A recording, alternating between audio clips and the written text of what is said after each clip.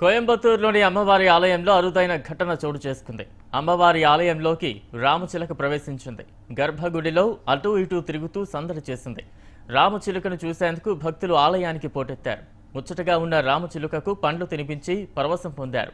ఇది ముమ్మాటికి అమ్మవారి మహిమే అని భక్తులు సంతోషంతో పరవశించిపోతున్నారు.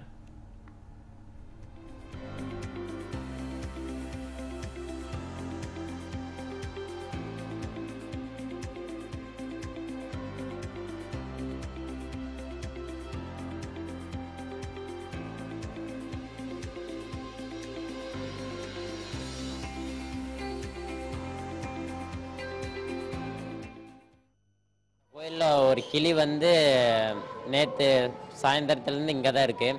பொதுவாக மக்கள் தான் அவர்களோட குறையை வந்து அம்மன் சன்னதியில் வந்து சொல்லிகிட்டு இருப்பாங்க. ஆனால் ஒரு பறவை, ஒரு கிளி வந்து தன்னுடைய குறைய சொல்ல இங்கே வந்திருக்கு. நேற்று ஒரு 5 மணிலேருந்து இந்த கிளி இங்கே தான் இருக்குது. கிட்டத்தட்ட ஒரு 24 மணி நேரம் ஆச்சு இந்த கிளி இங்கே தான் இருக்குங்க. சாப்பிட்றதுக்கு பழம்லாம் கொடுத்துருக்குறோம். அது பழம்லாம் சாப்பிட்டு தண்ணியெல்லாம் குடிச்சிட்டு இங்கே தான் இருக்குங்க. நாங்கள் காலையில் பூஜை பண்ணுறதுக்கு நடை திறந்தப்பையும் உள்ளதாக இருந்துச்சுங்க.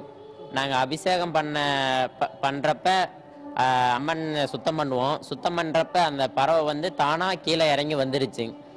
நாங்கள் திருப்பியும் பூஜை அலங்காரம்லாம் பண்ணதுக்கப்புறம் பறவையே தானாக போய் மேலே வலதுபுறம்